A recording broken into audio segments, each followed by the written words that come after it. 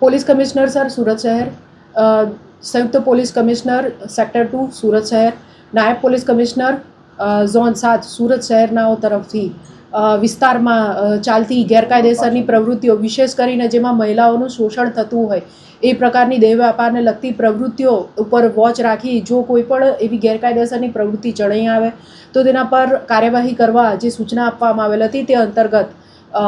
Zone 7ના એમ અને N ડિવિઝનના staff તથા zone 7ના જે એલસીબીનો સ્ટાફ છે તે તમામે મળીને જે બાતમી અમને મળેલ હતી તે આધારે ગતરોજ રાજ વર્લ્ડ શોપિંગ સેન્ટરના 3જા માળે રૂમ નંબર 311માં આ પ્રકારની મહિલાઓનું શોષણ કરે તેવી દેહ વ્યાપારની પ્રવૃત્તિ ચાલુ છે તેવી બાતમી મળતા ગતરોજ એ સ્થળ પર અમારી ટીમ દ્વારા રેડ કરવામાં આવેલ છે, જેની અંદર આ ત્રણેય ઓફિસને અને જે બ્રાન્ચીસ છે તેની ટીમો સામેલ રહીને સફળ રેડ કરેલ છે. આ રેડ દરમિયાન કુલ 4 ભોગ બનનારને મુક્ત કરાવીને નારી સંરક્ષણ ગૃહમાં મોકલવામાં આવેલ છે. ગુનાની વિગત જોઈએ તો તે સ્થળે રેડ કરતા કુલ દેહ વ્યાપારની પ્રવૃત્તિ ચાલુ હતી, જેની અંદર 3 કસ્ટમર મળી આવેલ છે અને સાથે જે આ સમગ્ર પ્રવૃત્તિ છે તે ચલાવનાર કાઉન્ટર પર બેસનાર મેનેજર તથા તેનો સહાયક એમ અન્ય 2 ઈસમોને પણ ધરપકડ કરવામાં આવેલ છે. એમ કુલ 5 ઈસમોની આ ગુનામાં ધરપકડ કરવામાં આવેલ છે. સમગ્ર સર્ચ ઓપરેશન દરમિયાન અને રેડ દરમિયાન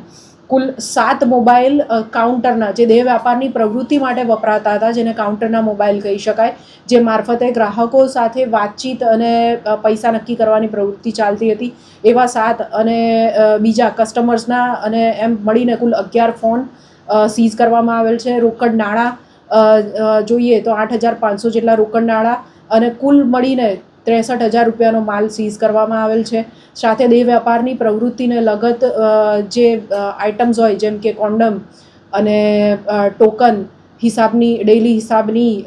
ડાયરી વગેરે પણ આ ગુનામાં મળી આવતા સીઝ કરવામાં આવેલ છે. હાલ આ સ્પા ચલાવનાર જે ઈસમ છે, માલિક છે, એ વોન્ટેડ છે અને એની સાથે અન્ય કોઈ પણ આમાં સામેલ છે કે કેમ એ અંગે પાલ પોલીસ દ્વારા વધુ તપાસ હાથ ધરવામાં આવેલ છે. મેડમ, ટોકન શાના માટે લાગતા હતા, કઈ રીતે એનો ઉપયોગ હતો? સામાન્ય રીતે જ્યારે દેહ વ્યાપારની પ્રવૃત્તિ આવા કૂટણખાના પ્રકારમાં કાં તો સ્પામાં જ્યારે ચાલતી હોય છે ત્યારે અલગ અલગ મહિલાઓને લોભ લાલચ આપીને આ પ્રકારની પ્રવૃત્તિમાં સાંકળવામાં આવતી હોય છે. એમનો દિવસનો હિસાબ જે છે એના માટે અલગ અલગ પ્રકારની ટોકનો એમને કસ્ટમર દીઠ આપવામાં આવતી હોય છે અને ત્યારબાદ એ હિસાબે એ ડાયરી લખવામાં આવે છે ને એ આધારે નાણાંનો પછી હિસાબ કરવામાં આવતો હોય છે.